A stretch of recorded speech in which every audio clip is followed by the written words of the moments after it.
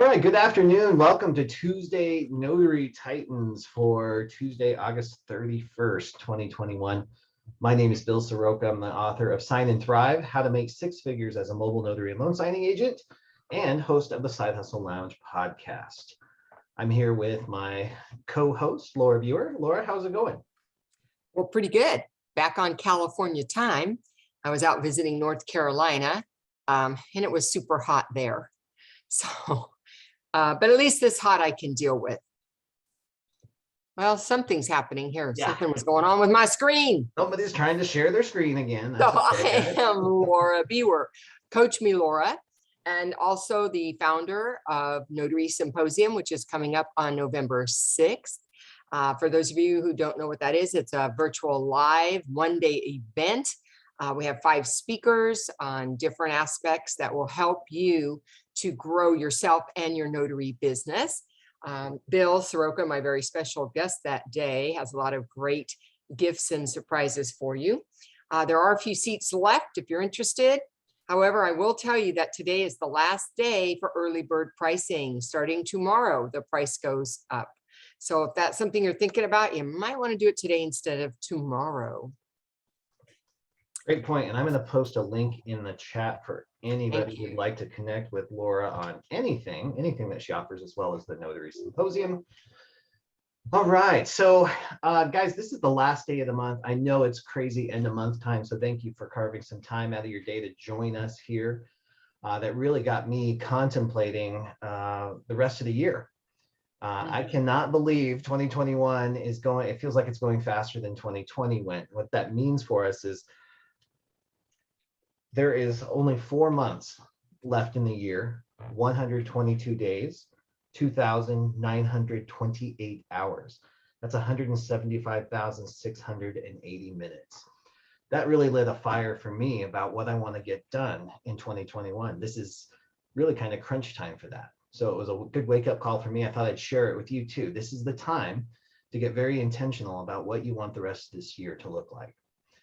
So for today, you know, Tuesday Notary Titans, you know why we're here. This is a time for you. It's like an old-fashioned call-in radio show, except we're on camera.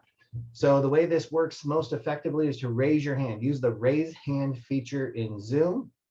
When we call on you, please tell us what state you're in and go directly to your question. We don't necessarily need a whole lot of background or the story just yet. Let's get right to the question so we can get to as many questions as possible. And if we need some background, Laura or I will ask some deeper questions. All right, I noticed that we already have lots of great hands up. No cans up yet. Lots of hands up. Marla, you were first. Thank you so much for being here. Would you like to unmute? Tell us what state you're in and how we can help. Hi, good afternoon, Bill and Laura. Marla, we've got a bad connection, really cutting out in and out. So can you move to a different location real quick? I'm going to put you back on mute. Sure. Okay. Is that a little better? It is much better. Is that a little better? It Yes. is, yes. Okay. All right. So I have quick questions. Thank you. And by the way, Bill, I have Marla, we've got a really bad first connection, quick Marla. question. All right, Marla, I have to mute you out. I'm so sorry. We're going to mute you out. We'll come back to you, though. You won't lose your place, but you got to find a good place with some good reception because you're cutting in and out. Randy Venters from Washington, thank you so much for being here. How can we help today? First, I want to break the rules and say thank you very much for the ID webinars on Saturday. That was awesome. Yeah, you bet. Thanks for going. Much appreciated. And my question is, as I'm watching a lot of Laura's videos from Coach Me Laura, with every state having different verbiage that's required in a notarial block, is there a penalty or a possible downside of not having the verbiage correct for your state? Is that gonna not validate a form or something if you don't have the exact wording that your state requires? Or like in California where they have the stamp that has to be above, if that's not on there, does that somehow negate the validity of the document that you're signing? Yeah, great question. Laura, what do you say to that? So, possible. It depends on what's happening. If nobody notices and it gets filed somewhere, it's not recorded, nothing may happen. But if it's a recordable document, that could be an issue. Most likely it would be considered a negligence type of issue. So it's an administrative penalty that you would be thinking about. So what would your Secretary of State do if it came to their attention, you don't do your job right? They could, suspend or revoke your commission. That could be a possibility. In a civil lawsuit, an attorney could use it as a technicality to say it's not a valid notarization and overturn it. And if that was on a deed, a property, that could be some big money issues. So I hope you have some E&O to cover that. That's where I think it is. I don't think it's a criminal act, but I do think depending on what the document is, it's possible for sanctions from the Secretary of State or for civil issues in a lawsuit. Randy, Does that help is that helpful? Yeah, thank you. I want to kind of spin off of that too, because one of the biggest challenges that we have in this industry is that things aren't a problem until they're a problem. We notarize, it's estimated over 1 billion documents a year. Most of them aren't recorded, so they're stuck in a filing cabinet somewhere until they might be needed. And sometimes, like on estate planning documents, that's not 20 or 30 years down the road. So we have lots of notaries, even in our own community, that don't necessarily prioritize the importance of some of this because they've never had a problem before. It doesn't mean that they're doing it correctly. So it's really important that we take this work seriously and ask questions like what Randy just asked. What's the implications and ramifications of not doing it right, so we can get better and better and better. Great question, Randy. Thank you for being here. Marla, I'm going to come back to you. Are you ready? I'm ready. Is that better? Oh, crystal clear. What state are you in? I'm in Florida. Thank you. All right. All right. So 2 really quick questions. When I receive a text or an email from a signing service and I respond, should I then call them? And what should I say in order to get that particular signing? Yeah, great question. Laura, do you want to take the first one on this one?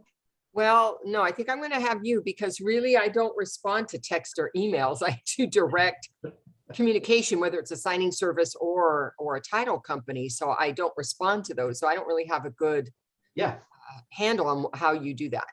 No problem. Okay. So Marla, I think there's no like right or wrong way here. I want to first say that, right? There's an entire industry based on just responding to the text messages. And if they get it, great. And if they don't, they just move on to the next one. As a best practice, if you're really hungry and you want that business, then I absolutely think you should follow up with it, especially if they've listed the contact information in there for you to do so. You're going to select, yes, I am available, and then call the scheduler, or call the escrow officer, or call whoever contact information is listed there, and check in with them like this. Hi, Janet. I noticed I responded available for the order number such and such and such and such. I have not yet received confirmation that it's been assigned to me. I'm still available. Can I be of any assistance, or can I be of service on this order? And you may get that order because they may have been inundated with people who said they were yes, and they just haven't picked who they're going to assign it to. It may have already been assigned, so you may not get that order, but guess what you've got? A contact, a name and a phone number of somebody that you can stay in touch with, follow up with, and build a relationship with. So maybe you'll get the next one. Okay, perfect. Perfect. Okay, and the second quick question, what types of loan signings normally need a witness? Would that be like just a HELOC, a purchase? Marla, it's not based on the type of loan signing. It's based on documents within the signing, and it's based on certain states. Oh, so, sir. Yeah, so there are certain states that require witnessing on their deed or deed of trust. So that's one way you would know you might have that going on. And there's 5 or 6 states that have that requirement. Outside of loan signings, the document tells you if there's going to be a witness or not by just looking at the document and seeing is there the word witness with a blank line. You're in Florida. So for instance, you're one of those witness states where not the deed of trust, but any grant deeds, interspousal deeds, quit claim deeds, those kind that are in a loan signing, any type of loan signing. So that could be a purchase, that could be a refi. If it's there, then you would need to have a witness for that. And in Florida, there are 2 witnesses and the notary can be 1. Okay, thank you so much.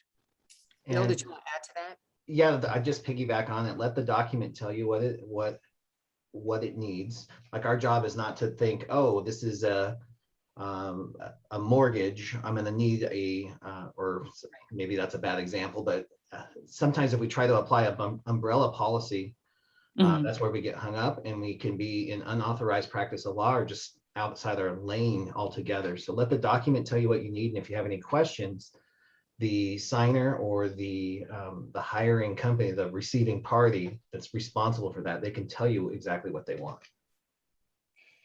All right. Thank you guys so much. You're welcome, Marla. Thank you so much for being here. Thanks.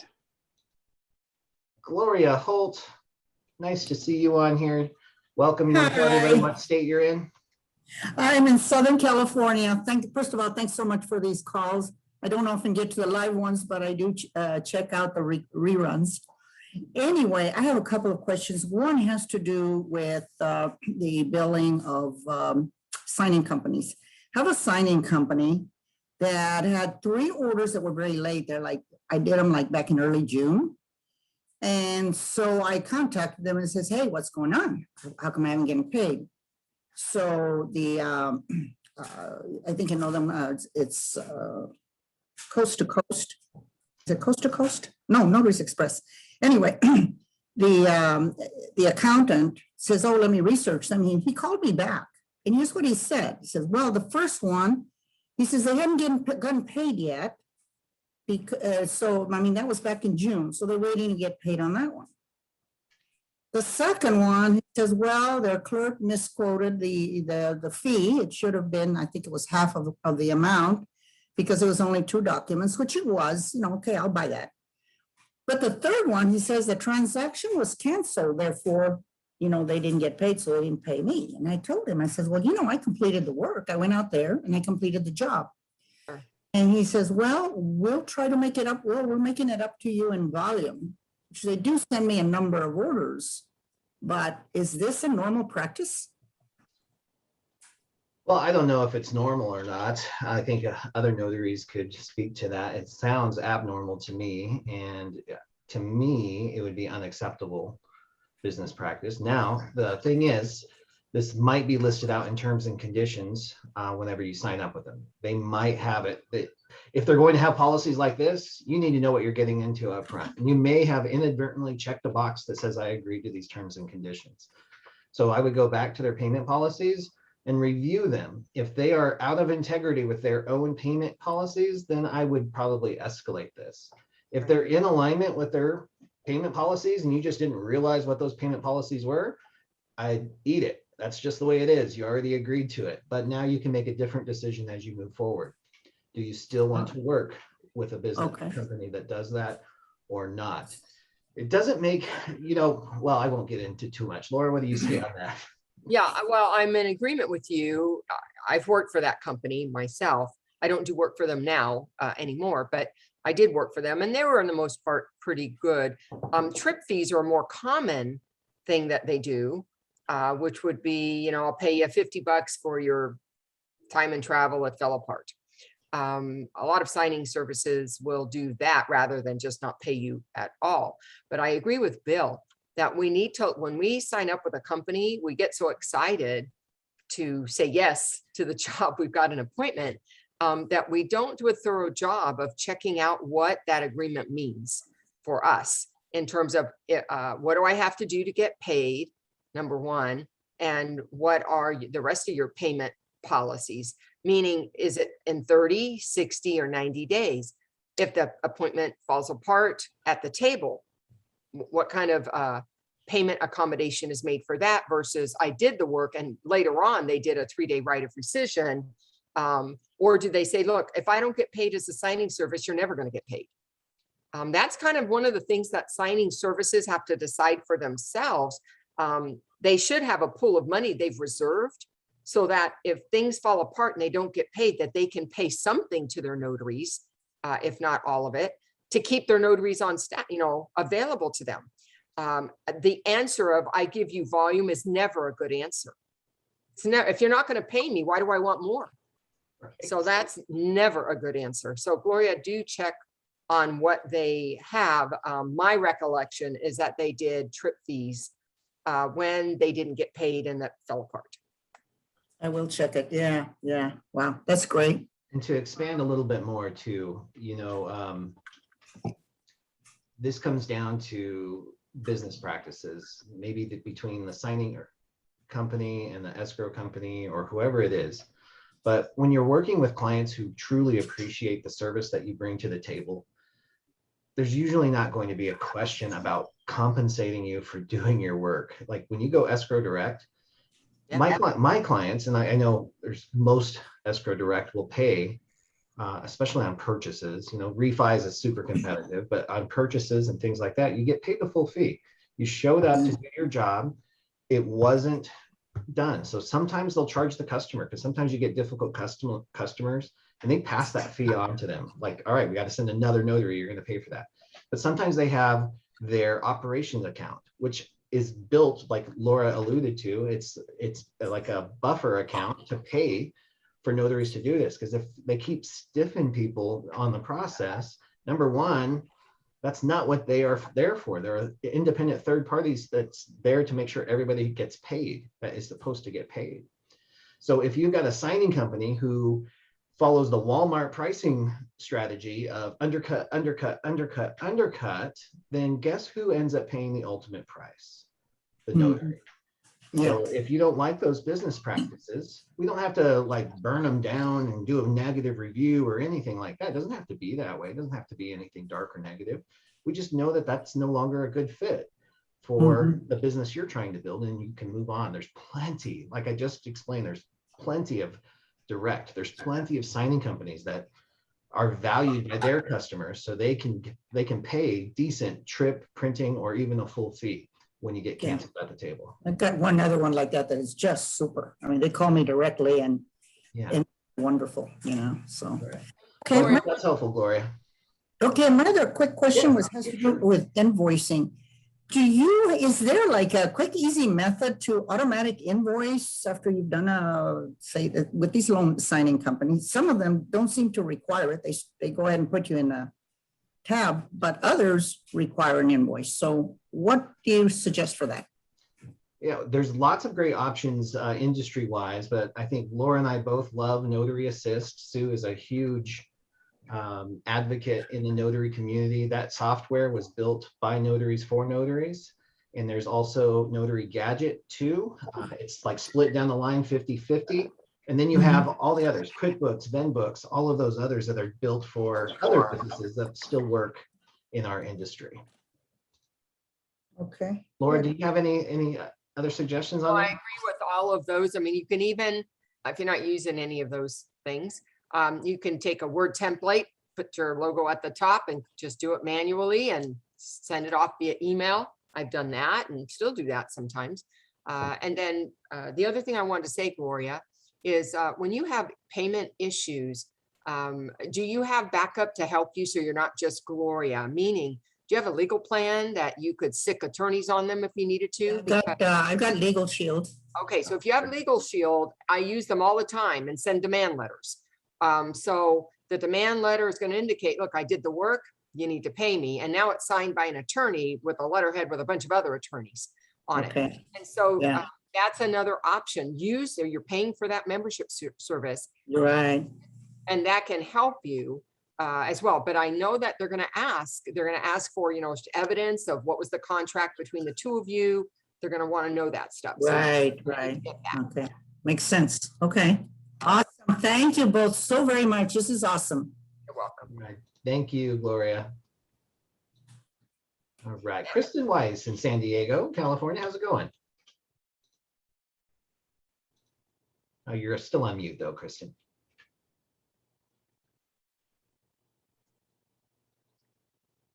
Still on mute.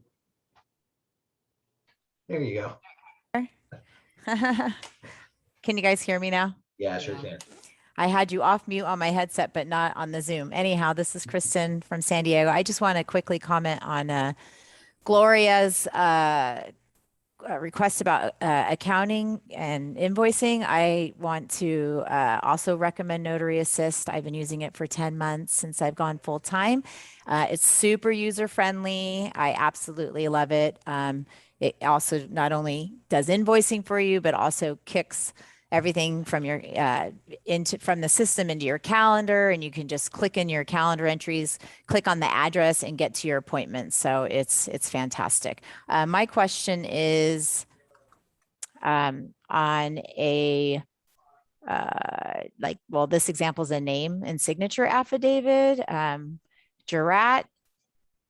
This is for California, and I just want to ask if does it have, so the example I have now only shows state of, county of, sworn to and subscribed before me on blank date of August. But others I've used have that same verbiage, but also says prove to me on the basis of satisfactory evidence to be the person who appeared before me. Does it have to have that second part, prove to me on the basis of satisfactory evidence to be able to use it here in the state of California? Because this is actually, this name affidavit was for the state of California, and it was shipping to staying within California. Yeah, absolutely. Kristen, what's the rule for California jurats? 100% of the time, it must comply with the California format, always, no matter where the document's going. You need to have that identity statement, and you need to have the notice box at the top. But does it have to have the prove to me on the basis? Yeah, because look at your format. Read one of your own California certificates, and you'll see that that's on there.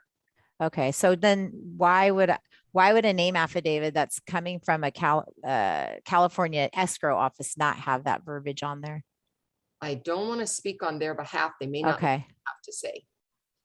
Okay, I just wanted to Yeah, make sure. I mean, Okay, we can't trust them, is what I'm saying. You Yeah. cannot trust anybody. Trust no one. Only trust your own knowledge yourself about what's right for your, okay, because we can't trust the people who send us documents, whether they're the signers or the escrow company or the title company or the lender. okay. Kristen, there's this was kind of it blew me out of the water, but I met with one attorney at a huge bank that is responsible for drafting all those mortgage documents, all the notarial certificates, everything. And I asked him why he chose some acknowledgements and some were jurats, and he looked at me like, "What's the difference between an acknowledgement and a jurat?" Like the people who are writing these documents they don't have the notarial knowledge for this. So what you've experienced with an escrow officer, well, probably wasn't even an escrow officer. It was somebody on their legal team that has been doing copying and pasting for 30 years, the same documents. So even the people that we think know everything or should know everything do not. And that's what Laura's speaking to is we've got it. The buck stops here. We're the ones that we know more than the escrow officers when it comes to notarial law and the language of those certificates. And we've got to step into that role. The escrow officers do not. They don't know the ID requirements. They know what the escrow officer before them taught them 20 years ago. That's what they know. Okay, you just think that it would be right because Yeah, it's in the state of California, but they tend to always be wrong. So. Yep, exactly. It's weird. Okay, thanks, Welcome to guys. our world. All right, thank you, Kristen. Thank you. Well, I'm going to go to my go-to notary in Florida. What's your name? Am I unmute now? This is Melanie Guy. I'm from Florida. How are you guys? Thank you guys so much for doing this. This is just awesome. This is every Tuesday. It's great. From Florida. Quick question. I know my notary. I know my notary rules. I know how to sign my certifications. I got it. Has anyone worked with Provident Bank? So before I did my first Provident, I did a lot of research and I learned that they are very picky bank. They're very specific about just different things. Now, one of the things that I read within their rules was that I couldn't make any corrections in my own certificate or they were gonna deny it. So they wanted, just if you're gonna make any corrections, just go ahead and use your own is basically what they said. So, that's fine. But there was, what was my question? Oh God, hold on, I wrote it down. Sorry. That's right. In the body of one of the documents, it wasn't in the certificate, but it was in the body of the document. It said personally known to me. And they weren't, because of course it's by identification. It was in the body of the document, not in my certificate, but I can't mark out anything in their document or they reject everything. So I wasn't sure how to deal with that part of it, because it almost looked like the whole page was a certificate. It was like state of Florida on the top with the county. In the body, it was a whole bunch of verbiage for them, but it said personally known to me, noted Melanie Notary, and then there's a separate certificate. I wasn't sure how to handle that page because they're not personally known to me. I can't scratch out their document, and I am using another certificate. So has anyone encountered that document? First question. Laura, how would you handle that? Yeah, I can't say I've had that document, although I've handled a lot of Providence signings, so I know about no strike rule. I would have made a phone call to say this is not acceptable for me to notarize when it states within the document I personally know them, and you've named the notary knows them. Yeah. And so I would ask, what are my alternatives if I'm not allowed to strike? Okay. And then my second question, when you are striking out in your own certification, his versus they, marking out the his and just leaving everything has to have the initials and the date that you made the change, that scratch out in your own certification? So it doesn't state in the law anywhere that you have to initial every one of those strikes. The ones that I initial usually is a venue change. Okay. And then for the he, she, they, I circle what I want. Okay. So I don't have to strike the other stuff. I like that. Okay. I'm going to do that from now on. Thank you. All right, great questions. Welcome. Thanks for being here. Thanks. All right, we got a couple more hands that popped up here. Stacy Mitch, thank you for being here. You want to unmute? Tell us what state you're in and how we can help. Hi, can you hear me? Yeah, sure can. Great. Michigan is the state. Oh, and thank you so much. ACW Michigan, got it now. Thanks so much for doing this. Sure. Long time listener, first time caller. And have a question regarding my first mail away package signing. It's from an AMROC signing. And the signer actually happens to be an employee of the company. So there's a lot of extra pressure. So I'm wondering, do you think there will be like separate certificates that are already in the package for each signer, or will I have to maybe scratch out the one that's not there and sign for the person who? When you say mail away, are you talking about a split signing, meaning that one person is going to be where you are, and then you're going to mail that to another notary or another location? Correct. And the second person is going to sign it? I'm the second person. You are the second signing, person. yeah. Okay. But yes, that's it. All right. Yes, this is called a split signing. There is usually you're going to have to provide the certificates. Now there are some really great, and I love working with OCD escrow officers that plan ahead for the state that you're in and they provide the certificates. That's pretty rare these days. So you'll probably need to have jurats and acknowledgements on hand to fill those. And then you would not, since you're providing the certificates, there's not going to be anything for you to cross out. The idea of crossing out though on split signings always makes me nervous, because the only thing that we would ever cross out is if you were using the lender's original notarial certificates and they had pre-printed both borrowers' names in that certificate. Then you would strike through the person who did not actually personally appear before you and initial it, but you would never strike through their signature lines. Right. And there is a lot of confusion over that because it happens every day. We just had one the other day that really jammed some things up. So you never strike through the signature lines, only on your property, the notarial certificate, if it's pre-filled. Okay. Laura, do you have That's any, good. you're so good at clarifying this stuff. Do you have any other tips on the split signing? So when I'm the second, when I'm the first notary, I try to use what they provide me. If I see both names are in there, I will strike the second name that was not in front of me, as Bill said, and initial that. I don't need to date it, just a little initial. And then I could use the rest of it. If I'm the second notary, I'm always using my own certificates at that point, because the first notary has used the certificate and I haven't had any that they provided an extra certificate for me. And so I'm using my own certificates for my signer in front of me. Okay. And so this is possibly an Arizona property. I'm not sure yet, but the package is going from Arizona to here in Michigan, and we're signing the second one. So I don't actually know for sure, but if it's an Arizona property, do I need to be concerned about their using a certificate that's, applicable there? It doesn't matter. The first notary would have used it or not used it. You're just supplying your own. Okay. Yeah.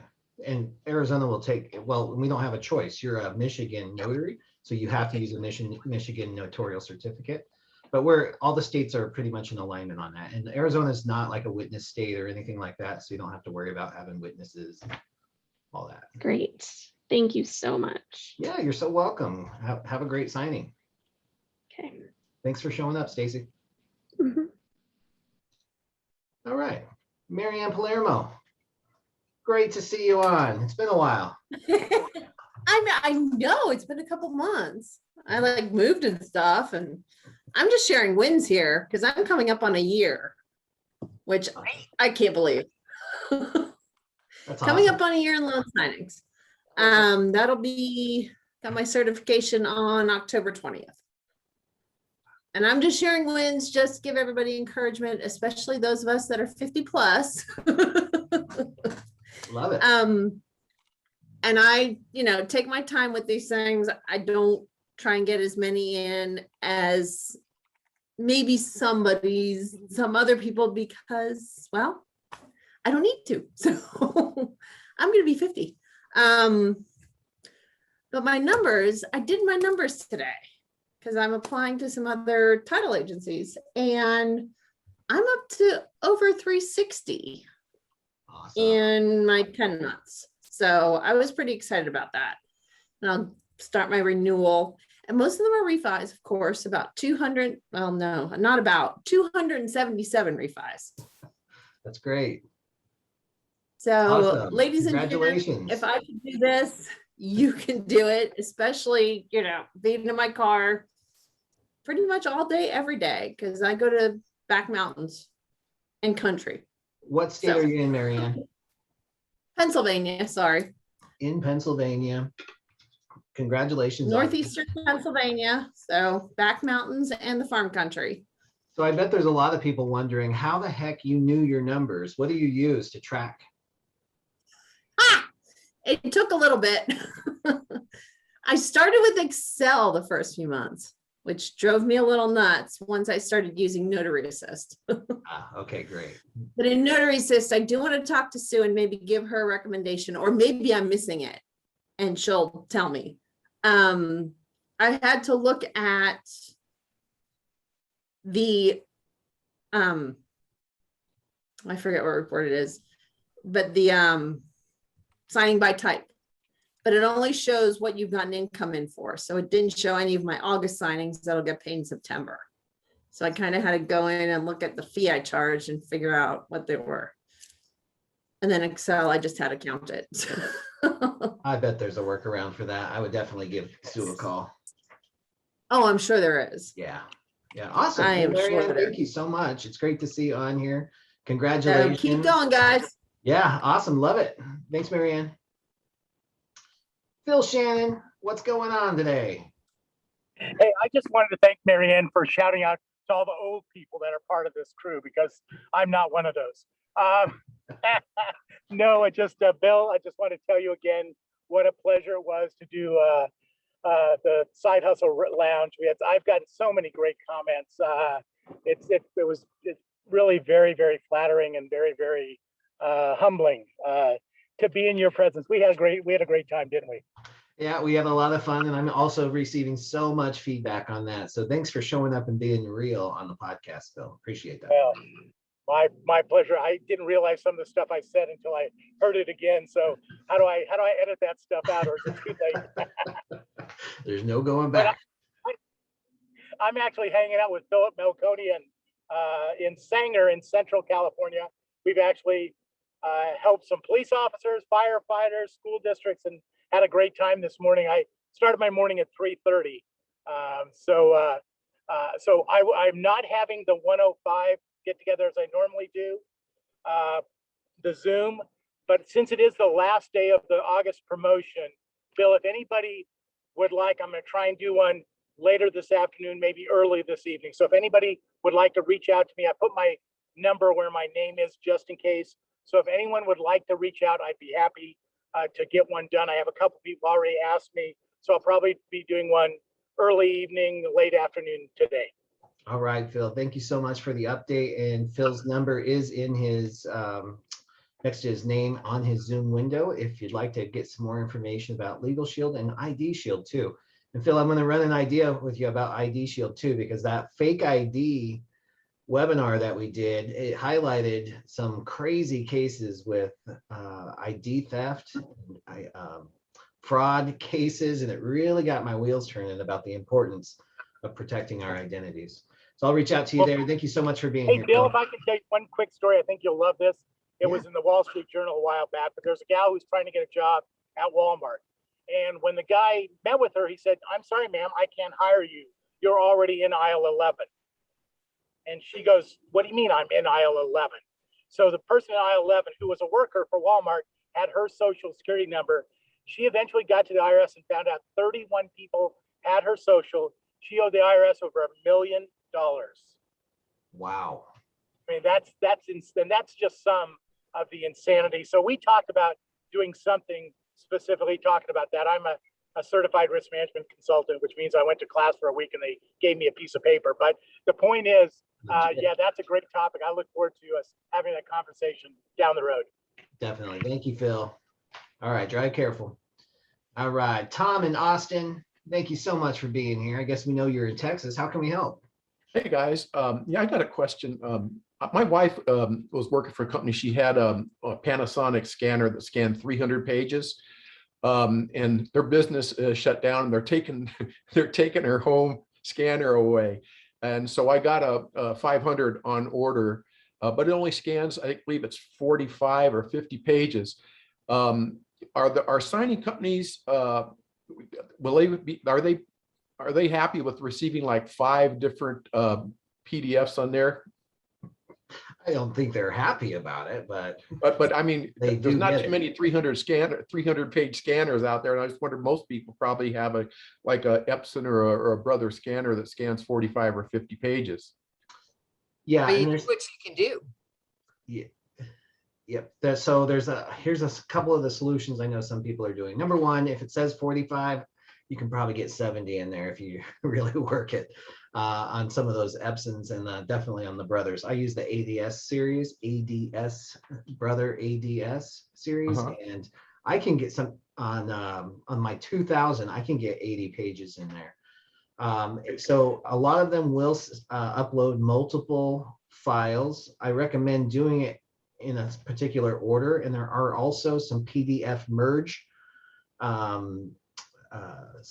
free services out there that will actually merge your PDF files. Just make sure you merge them in order, and you want to make sure that the information is secure as well. You want to make sure they have security, so you're not somehow uploading personal information. So you're saying just like Google PDF merge software? Well, I would start with Google and then do your vetting and due diligence to make sure they're legit companies. Sounds good to me. Thanks for your help. Yeah, you bet. Sorry to hear about your Panasonic. That's a bummer. Okay. Bill, can I add a comment? What was that? Can I add a comment? Please. So this is Randy Venters. I've had an Epson, and now I have 2 HP desktop scanners that each scan like 80 pages. So don't just press the button on the scanner to scan the documents. Actually use the software and on your computer to scan the documents. And then when it opens up the software, you should be able to add after you scan one set of pages, there should be a button where you can add more pages. And then you can run 4 or 5 sets of pages if you need to, and create one big file within their software and then save that one file. Awesome suggestions. Thank you, Randy. Appreciate that. That's the power of a group like this, guys, getting that kind of feedback. Really appreciate you. We've got one more hand up. So if you're sitting back thinking, maybe they won't have time for my question, I think today might be the first time in 2 years, Laura, that we might actually have time to get through all the questions. It's amazing. Cami Corbin, thank you so much for being here. What state are you in and how can we help? Hey, Bill. Thanks. Hi, guys and gals. Cami Corbin, Santa Cruz, California. All right. So quick question. I just got my first Fidelity Direct this morning, and so yay for that. But I'm doing another one that it's through SnapDocs, but it is a Fidelity loan. And on the Fidelity loan, they have the outside notary certificate of compliance. Now, it's not one that has to be stamped, if y'all are familiar with that. Yeah. Basically, what it wants is just me to acknowledge that I'm notarizing a certain person. However, there is a section that says capacity of signer, and in California, we're not supposed to do that. So do I just, I think one other time I just crossed through that and said I can't, but it's not being notarized. So does anybody have any suggestions? Laura, No, what do you say? it's not being notarized. I don't have a problem saying they signed in this capacity. Okay, so as an individual, yeah, okay, as long as it's not being notarized. That's what I wanted to double check on. Thanks, All y'all. right. Hope you're having a great day. Yeah, thanks a lot, Cami. Appreciate You that. betcha. All right, J.M. Wallace, thanks for raising up your hand. What state are you in and how can we help? J.M. Wallace. If you're speaking, we can't hear you. It looks like maybe your audio is not connected. I'm going to mute you out, but you're welcome to pop in here anytime you'd like. Let me see if I can merge with your audio here. Oh, I don't know what I'm doing. I don't want to press that. J.M. Wallace, you might have to call back in and connect your audio. Melissa Dominguez, thank you so much for being here. I know you're in California.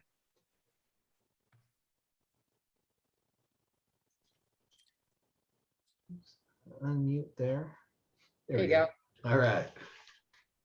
Have a first of a timeshare or a vacation file appointment, but I'm not getting the docs, so I can't know ahead of time. They're going to have them there for me. So is there anything that I might be aware of on that I don't know about because I'm not familiar with it at all? Yeah, these are usually pretty cut and dry. Laura, have you done many of them in California specifically? I've done a few of them in California, and there isn't anything unexpected. There's typically only 1 or 2 documents to be notarized.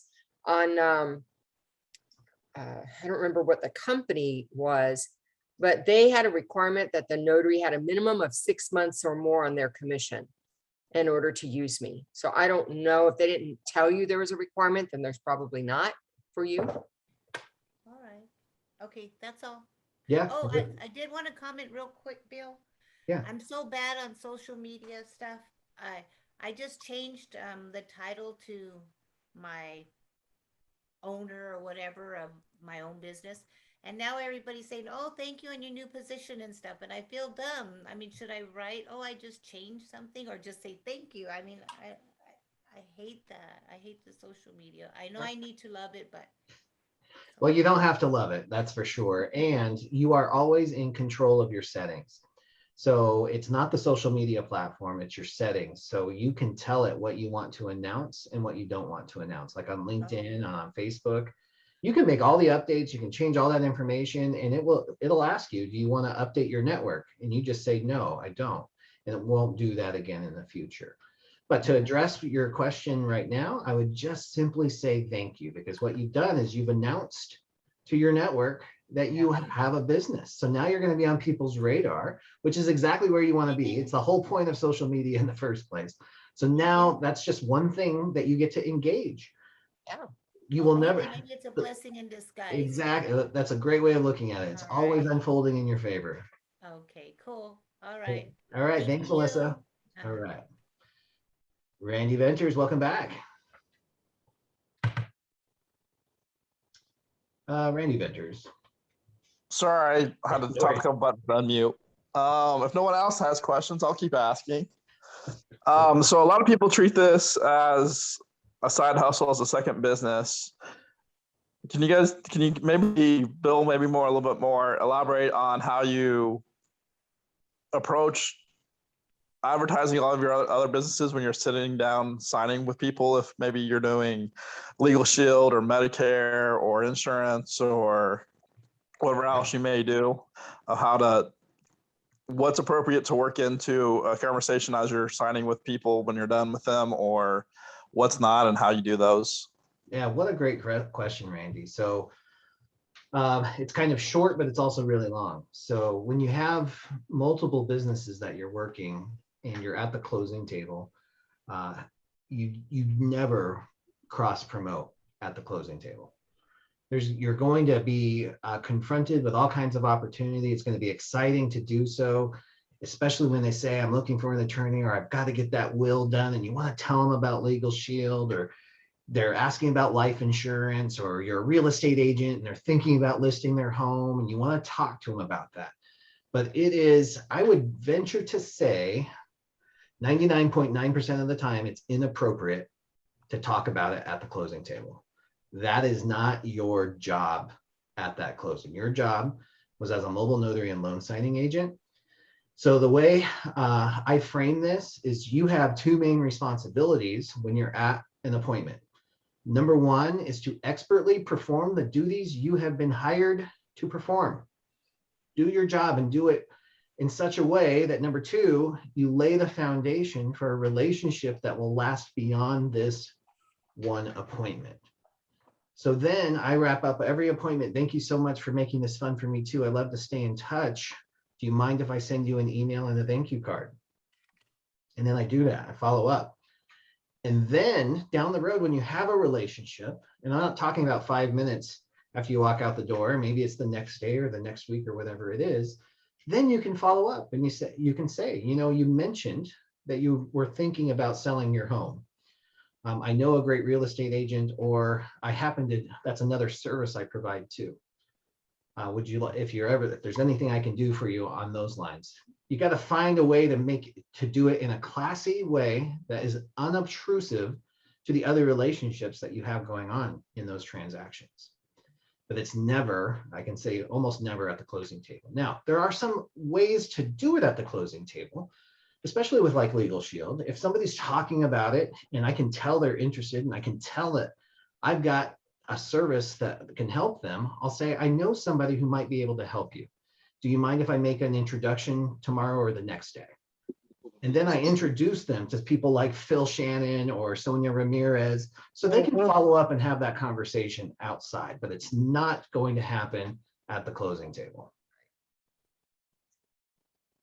Is that clear? Laura, did you have anything that you would add to that? I would agree. That's just not the place to do it. And I'm going to take it even a step further. When you do this, it comes off in a really negative way. It's for lack of a better word, it's on the sleazy side of things. And if your client hears about it, like an escrow officer hears that you have cross-sold some service at the closing table, you will probably be terminated. You will never be invited back to work for that signing company or that client ever again. Even if you've got an amazing product, and even if you're an amazing practitioner of whatever it is that you've got going on, it's just inappropriate. It's a lack of boundaries. You've got to have firm boundaries in this business if you want to create sustainability. Don't close other businesses or other services at the closing table. Randy, was that helpful? Yes, very much. Thank you. Yeah, you're welcome. Great question. Thanks for bringing it up. Alana from California, thank you so much for being here. Hi, thank you. So I have a question about the background check. Yeah. I'm only 6 months into my current check. I don't need to renew it for a while, but I'm concerned because I heard President Biden is going to put COVID-19 non-vaxxers on the no-fly list. So that would mean that if I was on the no-fly list, it would pop up on my Patriot Act check, right? So I'm worried about that. I do have a religious exemption from the shot. And so I was thinking I'd like to get another background check sooner than I need one, just so I would have one for at least another year. I was wondering if you could get a background check before your current one expires. I don't think there's a rule or regulation on how often you can get your criminal background check. Laura, do you have any insight onto that? Well, no, it's money. That's all. I mean, you don't need to do it early. If you do it early, it just shortens the one you've got currently. But what I'm not quite getting is how that rule applies to your background screening to do loan signings, because that separate background screening for loan signings isn't about that. It's about your driving record. Okay, well, I just saw that all the things that are checked in the NNA background check, which is the one that you need to have. Right. I'm talking about the same thing. Yeah, so it was listed, the Patriot Act is one of the checks that they, that you have to pass. So I don't know, I don't even know if, that's a concern, but just in case, I was wondering if I could get the Well, I don't know. I don't know for sure, Alana. And I think you have some insight into this, and you've got your particular situation. So I don't think there's a rule that stops you from that, except for what Laura brought up, is that you basically forfeit a prorated amount of your estate. But we're talking about $70 here. So yeah. If it meant being able to continue your business, then it's probably a worthwhile investment. But you get to make that decision for you. All right, thanks. You're so welcome. Thank you for being here. Interesting. Henry Felder, great to see you on today. What's going on? Hey, good afternoon, Bill and Laura. Henry from New York. Yesterday, I accepted a single doc assignment from a signing service. And after I accepted it, they uploaded the documents for that single document signing. I looked at it and I noticed the date on it. It was a SEMA mortgage. So it was dated March of 2020. So the first thing I did was I sent the email to the signing services, letting them know. I asked them, was this a typographical error on the date? If it wasn't a typographical error, that I could not backdate my notarial certificate for this signing. I haven't received a response back between last night and this morning, and about an hour ago, I sent a second email just for their but I still haven't heard anything. Yeah, Henry, I don't think you will. I don't think there is an expectation that you backdate.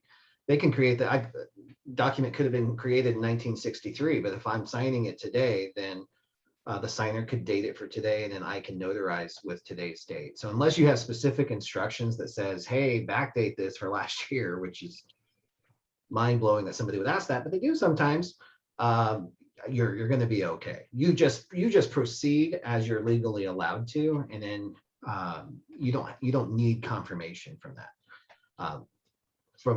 Unless there's specific instructions that said that, I would just trust that they want you to proceed. For some reason, they didn't get the chance to sign it last year, and they're going to sign it today. Okay, but I just wanted to be clear in my email to them that I was not going to backdate. So, well, and I love that you did that. And but to me, I think there's a little bit of a risk too, because it comes off as presumptuous, and they may take that in a negative way. So don't, however you decide to word that, if you're going to do it, don't make it sound like I'm not even going to show up to the appointment or anything like that. Make the assumption, give people the benefit of the doubt, unless there's specific instructions that make you think there's no room for that. Okay, thanks. Yeah, you bet, Henry. Thanks for being here. Laura, did you have anything that you were going to add to that? Ditto. Ditto. Shavonda, thank you for being here. What state are you in, and how can we help? I'm in California. All right. So, I have a quick question. I didn't have this happen, but one of my friends did. She's a notary. she was using a credible witness, and she said for the Patriot Act form, if you're using a credible witness, then how are you filling out the Patriot Act forms? Good question, Laura. So I used the comments section of the Patriot Act form to indicate that 2 credible witnesses were utilized, or 1 as the case may be, for identification of the signer. If it is a Patriot Act form that requires a second form of ID, which is really not ID, it could be utility bill, whatever, I will utilize that part for that. Okay, cool. Thank you. That just really highlights why it's so important to get lender permission before you do the credible witness, because the lender is responsible for compliance to the Patriot Act. So just because we can, as notaries, we could take a credible witness in some states to identify a person, the lender still may not be okay with that. So you want to send it up the chain. If credible witnesses are the only option you have, you want to make sure the lender's on board with that. Okay, thank you. Thank you, Shavonda. Monique Edwards Robinson, thank you so much for being here. I see you're in Virginia Beach. How can we help? Hi, can you hear me? Okay. Sure can, loud and clear. Okay, good, because my headset died. So I'm a new notary and newly certified. Okay, and I will just kind of backpedal a bit. I used to be a notary signing agent ages ago in New York City. Okay, so I actually have 2 questions due to that. I have an old embosser that I located in my stuff, and I don't know how to get rid of it. Good question. Laura? Destroy it. Destroy it. Like what? You can take it apart, use a hammer. You can run over it with your car. Toddlers do a great job.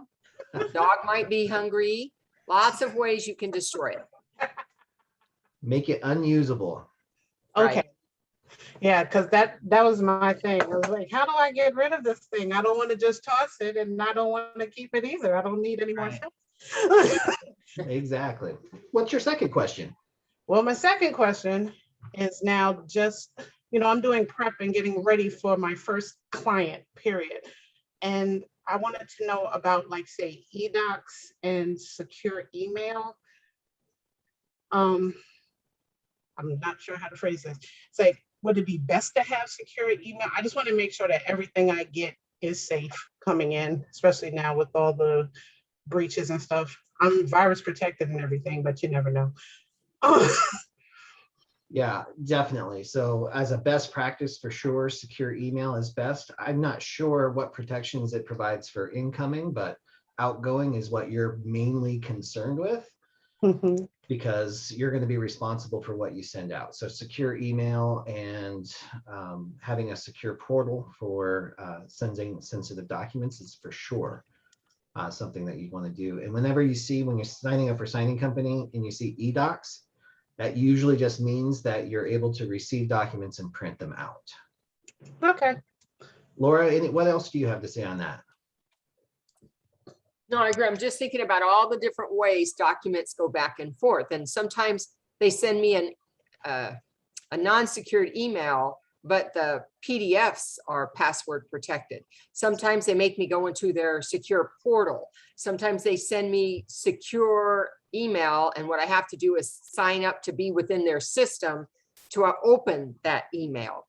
But ultimately, that's all coming my way. When I'm going back the other way, I agree with Bill. Your email communication back has to either be within their portal, whatever they've set up for you. And if they haven't, then to use secure email for yourself. Okay.